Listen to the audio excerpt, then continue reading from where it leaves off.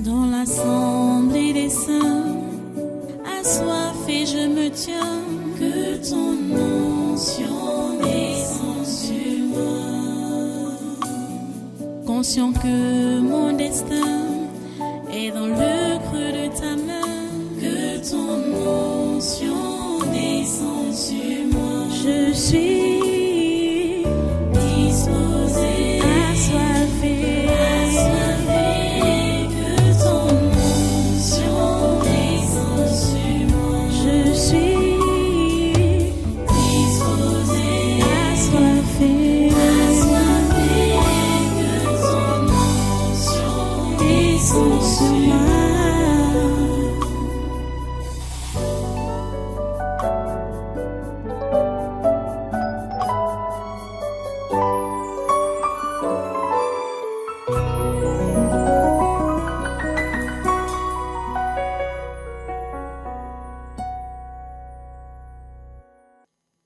Alléluia. Voilà, nous prenons notre Bible, Luc chapitre 19, à partir du premier verset jusqu'au verset 10. Jésus étant entré dans Jéricho, traversait la ville.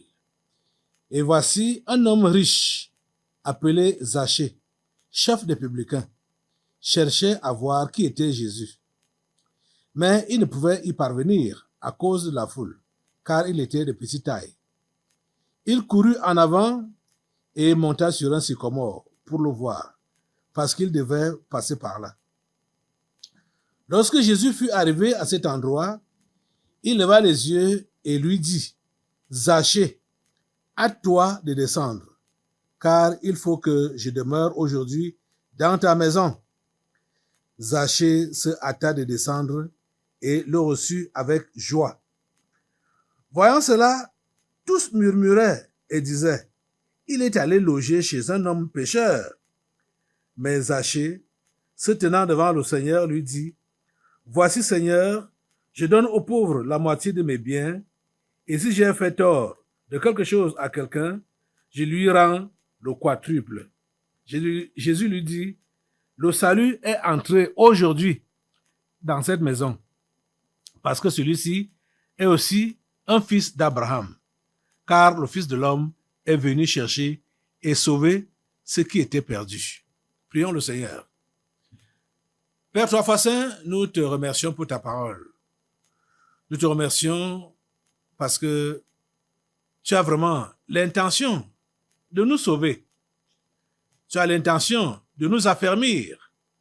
Ô Dieu, ma prière est que tu puisses permettre que ta parole de ce jour puisse tomber dans des cœurs réceptifs et qu'elle puisse opérer le changement que tu désires voir dans chaque vie. S'il te plaît, Seigneur, fais-le. S'il te plaît, Seigneur, fais-le. Au nom puissant de Jésus. Nous nous attendons à toi. Sois béni éternellement parce que tu es amour et tu veux nous sauver. Sauve encore ce matin. Sauve encore ce matin. Dans le nom de Jésus, j'ai prié. Amen. Amen. Voilà, prenez place une fois de plus et soyez les bienvenus à ce congrès surnaturel de ce 5 avril 2025. Nous sommes en train d'évoluer avec notre programme et nous voyons pour la troisième fois des rencontres des gens avec Jésus. Le premier jour, on a vu la rencontre de 4 personnes, 4 disciples, 4 apôtres avec Jésus. Simon-Pierre, André, Jean et Jacques. Et hier, c'était Matthieu. Ils étaient tous des apôtres. Et ils ont vraiment servi Dieu fidèlement jusqu'au bout. Aujourd'hui, j'ai préféré prendre cet autre exemple parce que lui, il n'est pas devenu apôtre. Zachée n'est pas devenu apôtre. mais c'était un chrétien authentique. Il a aussi rencontré Jésus. Et nous voyons aussi sa façon de rencontrer Jésus. C'est-à-dire, tous ces gens que nous sommes en train de voir, les exemples que nous voyons depuis jeudi, ce sont des exemples vraiment très parlants. Et ces gens-là, quand ils rencontraient Jésus, c'était une fois pour toutes authentique. C'est-à-dire, ils agissaient comme il fallait agir, sans même que Jésus ait parlé, ou sans que Jésus ait donné des enseignements spécifiques à ce sujet-là. Tous les autres cas, donc les 5 premiers cas, Jésus n'avait même pas prêché, c'était pas à la suite d'une prédication qu'ils ont donc répondu à l'appel, comme ça se passe traditionnellement maintenant. J'appelle ça traditionnellement. Quand on lance l'appel, aux gens, quand on prêche, on dit qui veut donner sa vie à Jésus, et on voit quelques, je peux les appeler même voyous, hein, qui montrent les mains là pour dire moi. Pourtant, ils sont pas vrais. Ils sont pas vrais. Et on leur cite la prière, dit Seigneur Jésus, viens dans mon cœur, machin. Et après, c'est quoi? Rien, il n'y a rien qui suit. Ils rentrent dans leur vomissure, ils rentrent dans leur vie normale de péché, comme auparavant. Et je vous dis que si la multitude de personnes qui a déjà levé les mains dans les croisades, les campagnes, étaient devenus réellement chrétiens, oh mon Dieu, c'est que ici à Yaoundé, l'évangile est réellement assis. Je parle seulement de Yaoundé, hein, parce que beaucoup de monde ont déjà été levés pour dire que je donne ma vie à Jésus. Hier, je te posais la question, combien de fois as-tu entendu l'évangile avant de prétendre te convertir? Les conversions ne sont pas spontanées aujourd'hui, comme à l'époque-ci, à l'époque biblique. Pourtant, le Seigneur veut que les choses soient comme en ce temps-ci. Le Seigneur n'a pas 2 églises. Hein. Il n'a pas 2 églises. Le Seigneur a une seule église. Et l'église doit fonctionner de la même manière. De la même manière. Vous lisez dans Jean 17, vous allez comprendre comment Jésus dit ça dans la prière. L'église doit être une seule église. L'église doit faire les choses d'une seule manière, pas 2. Vous comprenez? Aujourd'hui, les engagements ne sont pas sincères. Les engagements ne sont pas authentiques. Et en ce qui te concerne spécialement, tu es tenté de rentrer en arrière. Tu es tenté d'abandonner la foi chrétienne. Tu as souvent été tenté. Peut-être actuellement, tu es tenté de le faire. Parce que tu n'as pas connu une conversion authentique, radicale. C'est ça qui te dérange. C'est ça que tu dois comprendre. Jésus a dit dans Jean 10, on a vu ça lors du dernier séminaire, que ces brebis entendent sa voix et elles le suivent. Et Jésus a précisé qu'elles ne suivront pas un étranger. Elles fuiront loin de lui. Mais ce n'est pas le cas aujourd'hui. Beaucoup parmi vous là, vous entendez plein de voix et vous êtes derrière ces gens-là. Vous êtes derrière ces gens-là. Pourtant, ce sont des bandits. Ce sont des bandits. Celui-ci, Zachée, il était spécial. Donc, en fait, c'était le chef, on peut dire le chef de Matthieu. Matthieu qu'on a vu hier. le publicain. Parce que lui, il était chef des publicains. Zachée était chef des publicains.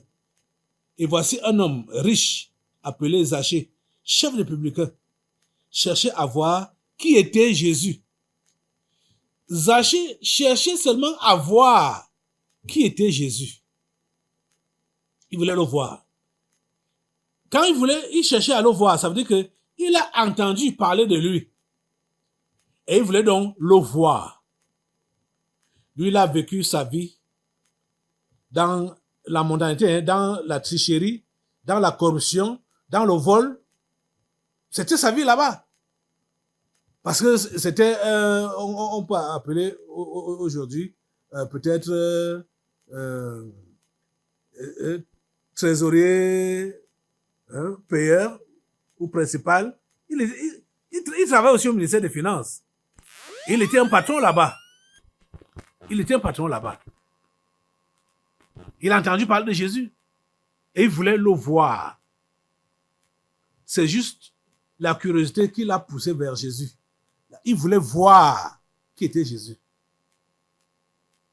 Je sais que plusieurs, si Zachée a été attiré par la curiosité, je sais que plusieurs sont aussi attirés par la curiosité aujourd'hui. Avant de devenir chrétiens, ils n'ont pas planifié devenir chrétiens. Ils n'ont pas planifié suivre Jésus. Mais c'est la curiosité qui les amène jusqu'ici. Mais bon, le nombre là est minime. Hein? Le nombre de curieux, ceux-là qui veulent voir qui est Jésus, ils sont curieux. Ou ceux-là qui viennent ici. Ils sont peu nombreux, les curieux. Mais on sait que la plupart de ceux qui viennent ici, là, c'est des gens qui ont des problèmes et qui veulent voir la solution à leurs problèmes. Ils sont malades, ils veulent être guéris. Ils sont bloqués, ils veulent être débloqués. Leurs affaires sont au ralenti. Ils veulent la prospérité. Donc, voilà les raisons qui attirent souvent les gens vers des milieux comme ici, là. Donc, c'est ce qu'ils appellent église de réveil. C'est parce que ils ont déjà trimé et ils veulent un déblocage. C'est pour ça qu'ils sont là. Zachée avait entendu parler de Jésus. Je crois qu'il a entendu, on lui a parlé de toutes les merveilles que Jésus-Christ faisait. Il voulait donc voir le genre d'homme que c'était. Il voulait voir le genre d'homme que Jésus était. Lui qui pouvait faire de telles choses, qu'il apprenait. Il est comment? Il est donc comment? Je veux aussi le voir. Mais la Bible nous dit qu'il était de petite taille. Il ne pouvait pas le voir parce que les foules entouraient Jésus. Et Jésus était plongé là au milieu. Les apôtres étaient tout autour de lui comme ça. Et les autres personnes entouraient également. Donc on ne pouvait pas le voir quand il passait. Moins encore Zachée, comme il était de petite taille. Il a donc couru. Il allait monter sur un arbre. C'est-à-dire, le gars a laissé de côté sa classe sociale. Hein. C'est vrai que malgré sa classe sociale élevée, il était méprisé par les religieux. Il était méprisé par les religieux. N'aimaient pas ce genre de personnes. Pourquoi? Parce qu'il était un publicain. Et on savait ce qu'il faisait. On savait que c'était un escroc. On savait que c'était un voleur. Hein? Vous voyez, non? Donc, sa classe sociale ne l'a pas arrêté. Il n'a pas eu honte. Il ne s'est pas retenu. Il a couru. Il allait monter sur un arbre où il pouvait bien voir Jésus quand Jésus allait passer. Mais ce que nous remarquons, c'est quoi? C'est que cet homme pensait être curieux, plus que tous les autres curieux. Pourtant, Jésus le connaissait à l'avance. Les amis, si vous êtes celui-là ou celle-là qui a cru en Jésus, je ne sais pas depuis quand, je vais te dire une chose. Ne pense pas que c'était une erreur. Peut-être c'était par curiosité comme Zachée comme ça là. Mais je vais te dire une chose, c'est que Dieu t'avait déjà au programme depuis, avant même ta naissance. Regardez que Zachée mijote quand il entendait, oh voilà Jésus qui vient, oh voilà Jésus qui vient. Zachée se dit, hey, je veux le voir, je veux aussi le voir. Il court avec sa petite, le voilà qui part monter sur un arbre. Il est en haut. Le voilà en haut. Mais le verset 5 nous dit, lorsque Jésus fut arrivé à cet endroit, il leva les yeux et lui dit, Zachée, il appelle par son nom, Zachée. Vous voyez ça? Oh mon Dieu. Zachée, à toi de descendre, car il faut que je demeure aujourd'hui dans ta maison. Jésus avait déjà programmé à l'avance les programmations que Jésus faisait, du moins les réceptions que Jésus s'est souvent accordées. Il envoyait ses disciples à l'avance, dire à tel ou tel que bon, prépare-moi à la maison, je vais venir manger là avec mes disciples, machin. Il prépare à l'avance, il envoyait des gens, des émissaires. Mais pour Zachée, il n'a pas fait ça.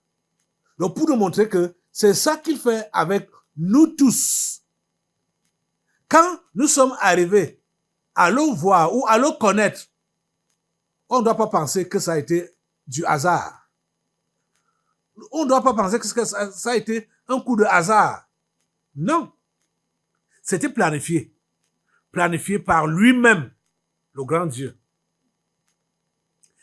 Jésus arrive au pied de l'arbre où Zachée était monté. Il s'arrête. Il lève les yeux. Il appelle par son nom. Tout droit. Directement. Zachée, à toi de descendre. Il n'a même pas bégayé. Il n'a pas fait d'erreur. Il n'a pas demandé à quelqu'un que comment s'appelle cet homme qui est perché là-bas là.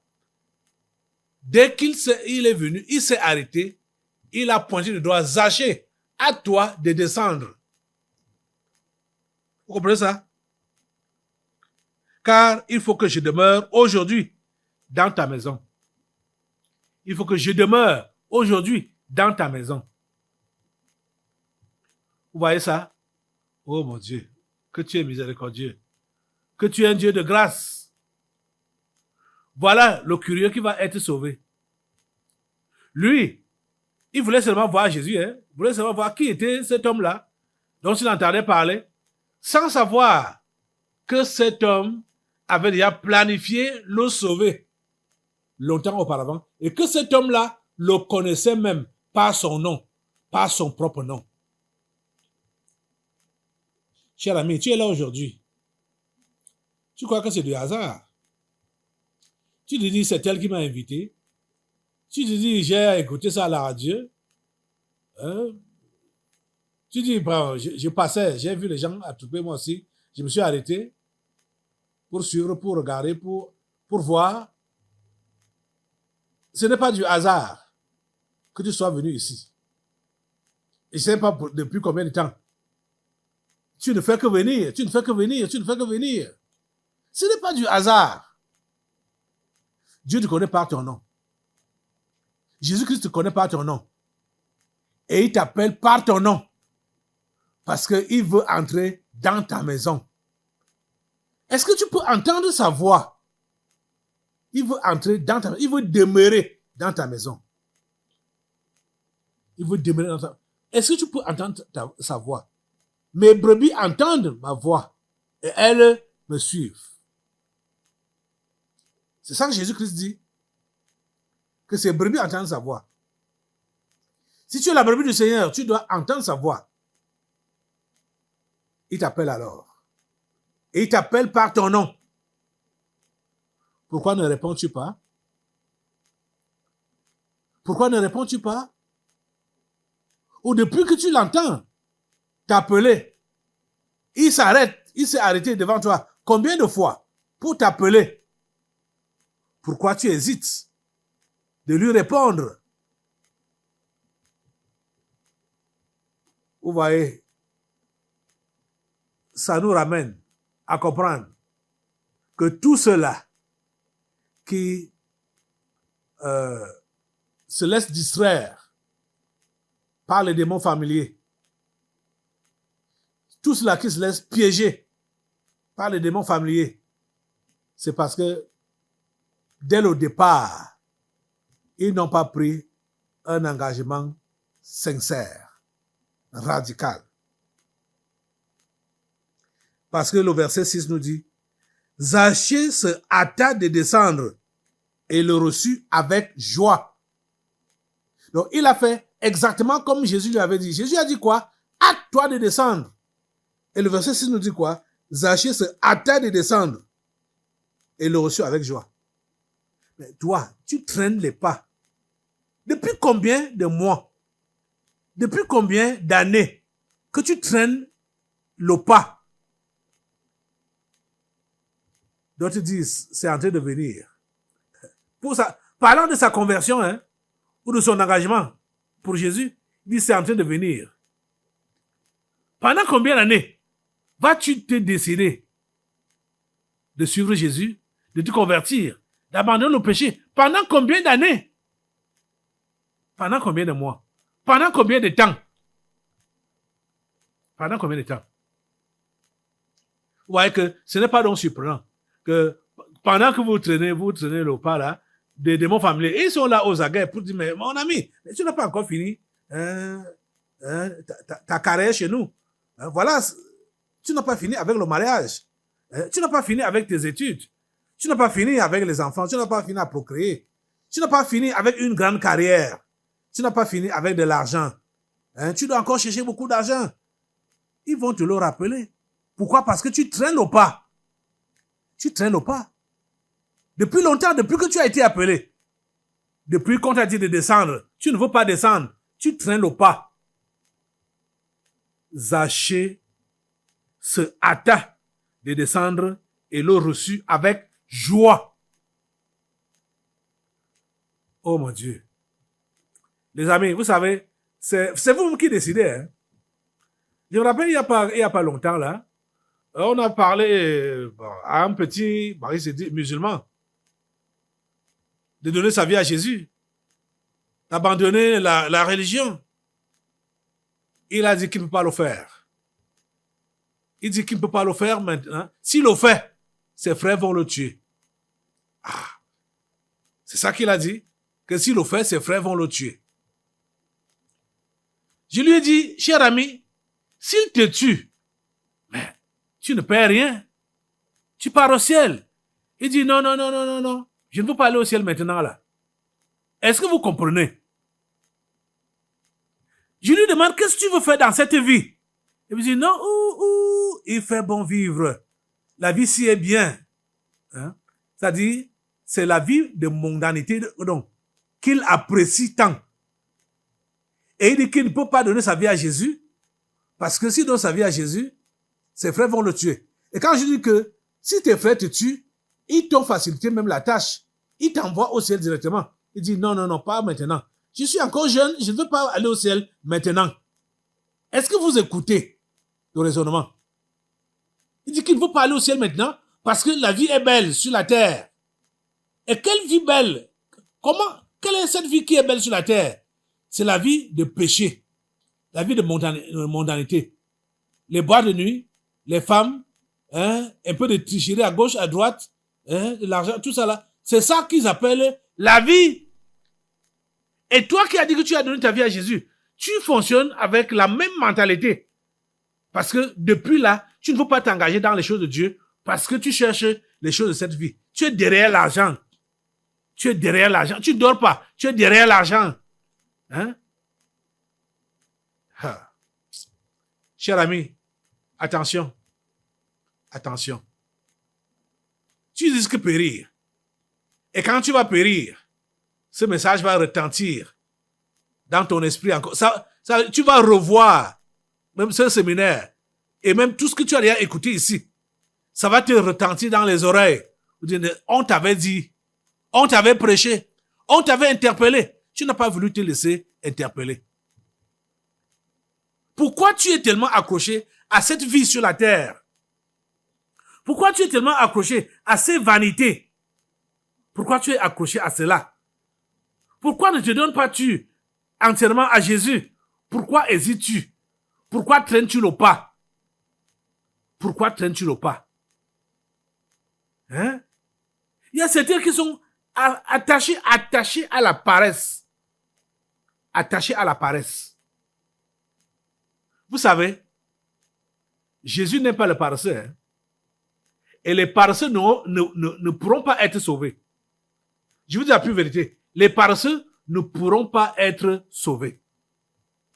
Parce que Dieu est un bosseur, un travailleur. Et Jésus nous a montré la preuve. Et il ne peut pas accepter qu'un paresseux puisse aller au ciel. Il part au ciel pour faire quoi? Pour aller contaminer les autres? Non, non, non, non. Dieu ne veut pas. Dieu n'aime pas les paresseux. Tu es paresseux. Tu ne peux pas aller au ciel. Paresseux avec les choses de Dieu. Paresseux avec la prière. Toi, tu ne fais que dormir. Paresseux même dans la vie pratique. Hein?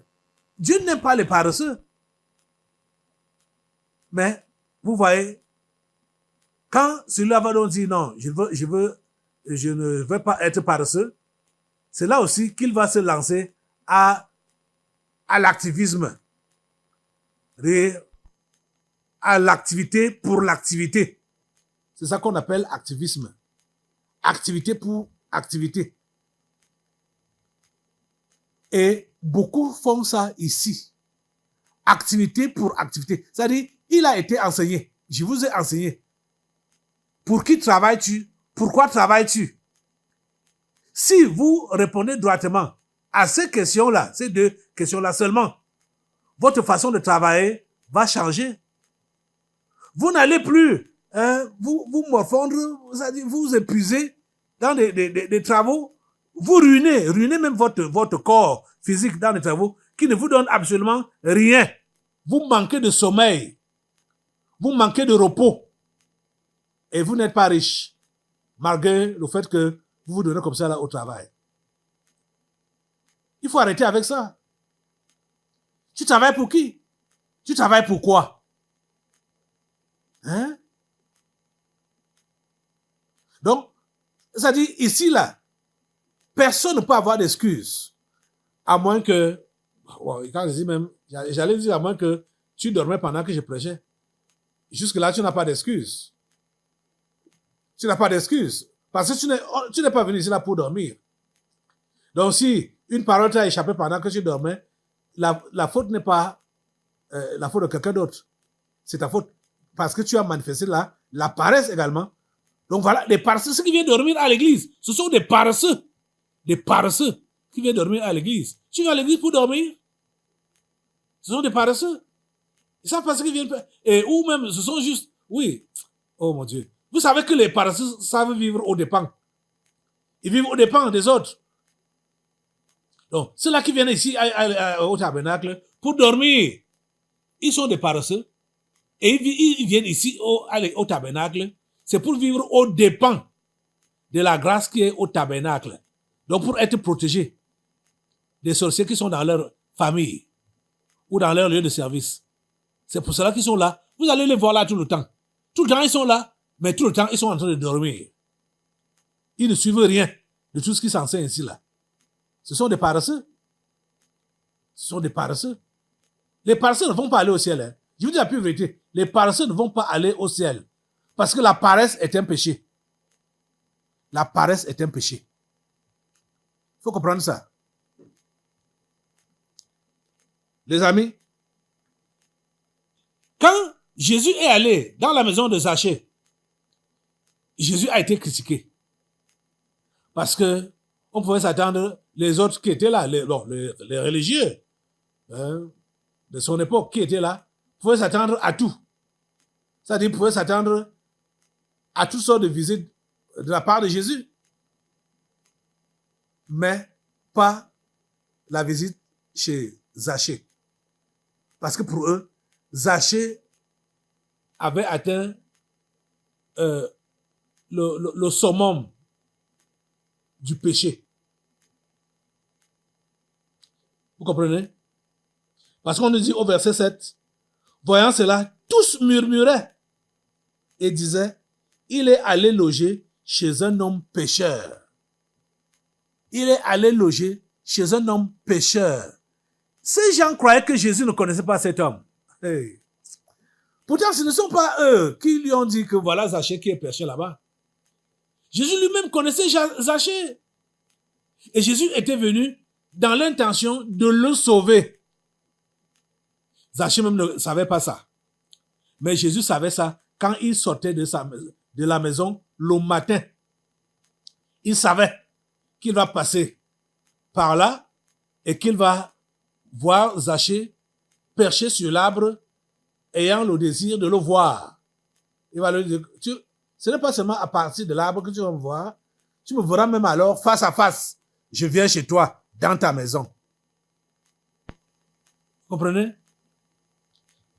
Écoutez au verset 8, mais Zachée, se tenant devant le Seigneur, lui dit, voici Seigneur, je donne aux pauvres la moitié de mes biens. Et si j'ai fait tort de quelque chose à quelqu'un, je lui rends le quadruple. Quand Zachée a entendu ces critiques, Zachée a fait sa confession. Et on voit que ce que Zachée a fait ici, là, c'est ce qui manque également à plusieurs qui fréquentent même le tabernacle de la liberté, mais qui n'ont pas encore fait la restitution. C'est ce que Zachée a fait. Restituer. C'était un braqueur, un voleur. Il estorquait à gauche, à droite l'argent des citoyens. Il n'a pas nié ça devant Jésus. Mais Zachée, se tenant devant le Seigneur, lui dit, voici Seigneur, je donne aux pauvres la moitié de mes biens. Et si j'ai fait tort de quelque chose à quelqu'un, je lui rends le quadruple. Si j'ai fait tort de quelque chose à quelqu'un, je lui rends le quadruple. C'est ça qu'on appelle la restitution. Zachée a décidé de restituer. Et vous voyez, si on peut un peu analyser la restitution de Zachée, on comprend qu'il a décidé de recommencer sa vie à zéro. Déjà, la moitié de ses richesses, il prend ça, il donne aux pauvres. Et il ne parlait pas pour parler, il parlait pour agir. Et tous les gens à qui il a fait tort, il rembourse à chacun. Quand il dit il a fait tort, ça veut dire escroquer. Il rembourse 4 fois. Il rembourse 4 fois ce qu'il a pris. Vous voyez? Donc, il a décidé de recommencer sa vie à zéro. Vous voyez donc que même celui-là, qui était donc arrivé, on peut dire, au sommet, en ce qui concerne sa carrière, il était au sommet. Mais quand il a rencontré Jésus, il a préféré recommencer à zéro. Il a préféré descendre. C'est ça qu'on appelle la conversion. La vraie conversion. La conversion te permet de recommencer à zéro. Recommencer au point zéro avec Jésus. Tu comprends ça? C'est ça. Donc ces gens-là qui sont dans les grosses voitures, ces gens-là qui sont dans des grosses maisons et qui se sont enrichis sur le dos des pauvres contributeurs, vous devez recommencer votre vie à zéro. Vous devez vous convertir. Et vous convertir veut dire que vous recommencez votre vie à zéro. Si on part dans tous les secteurs, chez les policiers, les gendarmes, les fonctionnaires, dans les bureaux, dans les services publics, même privés, la corruption, tout l'argent que vous recevez, faussement là, injustement là, frauduleusement ou en estorquant, c'est-à-dire, quand on parle d'extorsion là, ça veut dire que tu tords même la main de quelqu'un pour arracher son argent. Il y a le frère, Papa Essama, qui a été victime ces derniers temps de ces histoires d'estorquerie. Mais c'est bizarre. Il m'a fait savoir que des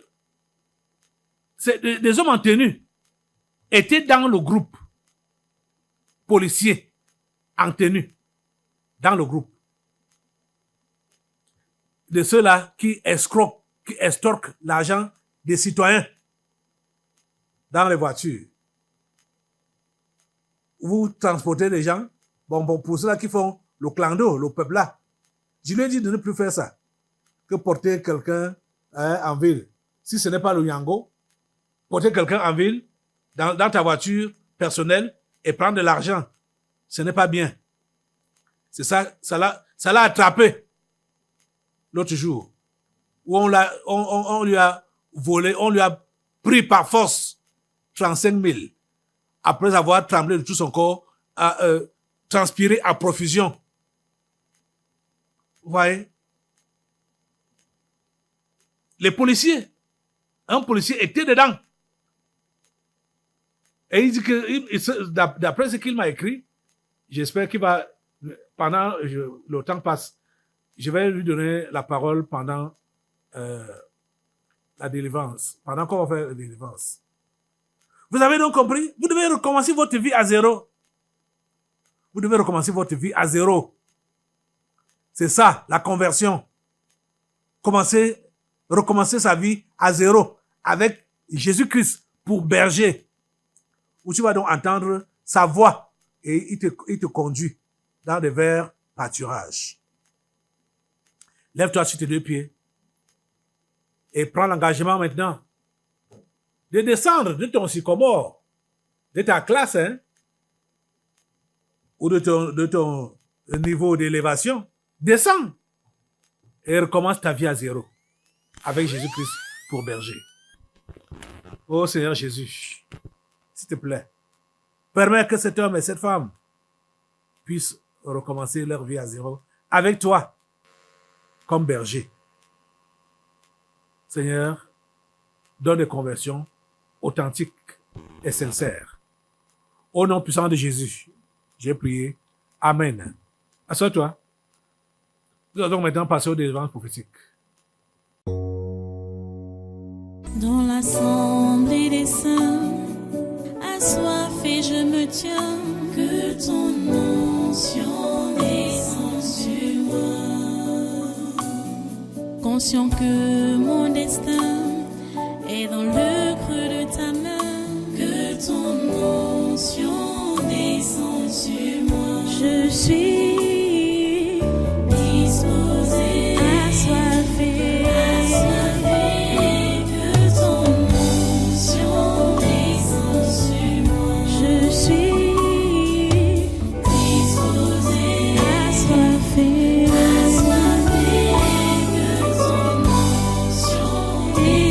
Sur moi.